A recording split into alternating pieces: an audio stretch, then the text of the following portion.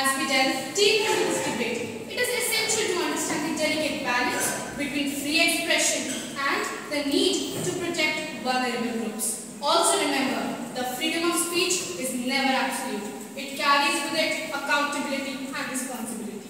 Hate speech, in its most basic form, is an weaponized use of language aimed at degrading or marginalizing groups on the basis of their caste, religion, ethnicity, or other characteristics. Also, with the rise of social media, hate speech spreads in no time. You all will be shocked to know that a 90-year-old Phoebe Jemason from Bristol reported that she faced online abuse every single day in the year.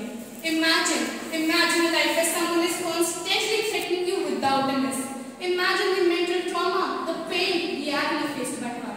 But this was the story of one victim. We never know how many unheard painful cries of victims we miss every day. Exposure to hate speech not only creates a negative environment, but also leaves a deep, serious psychological impact on the victims, generating feelings of anxiety, isolation, and fear amongst them.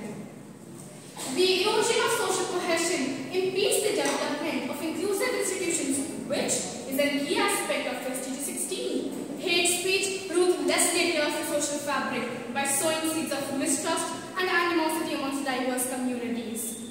Hate speech can only fuel social divisions.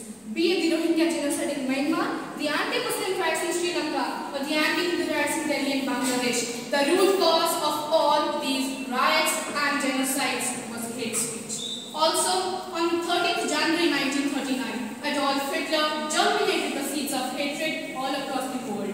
He, on his 6th anniversary of Chancellorship of Germany, he addressed Riksdag, proclaiming the annihilation of Jews all across the globe. And 2 years later, the Nazis had committed a mass genocide. And now again, the hate crimes against Jews have increased after the mass attack on October 7, 2023. From speech to crime, from crime to genocide. It's clear to see how hate travels. In conclusion, let us reflect on the metaphor, Fire and Ice by Robert Frost. He believed that the world will end someday, but either in fire or in ice. But now it seems like the world will end, but with hatred. Hate speech has been linked to real world violence and discrimination. Our tongues are boneless, yet possess the ability to chill hearts. So today, we all present here should firmly advocate against hate speech with an aim to create a culture of respect and tolerance. Thank you.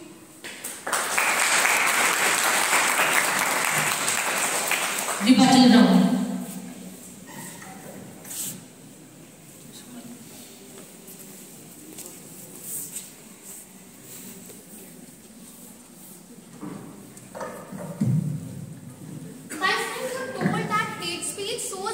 Seeds of mistrust. But do you think Bhagat Singh's hate speech, who's a legend for us, sowed the seeds of mistrust among Indians? Thank you for your question. First, speech was a hate speech. Secondly, there is a very fine line between hate speech and freedom of speech. Hate speech is inciting violence and freedom of speech encourages debates. Bhagat Singh fought for our country.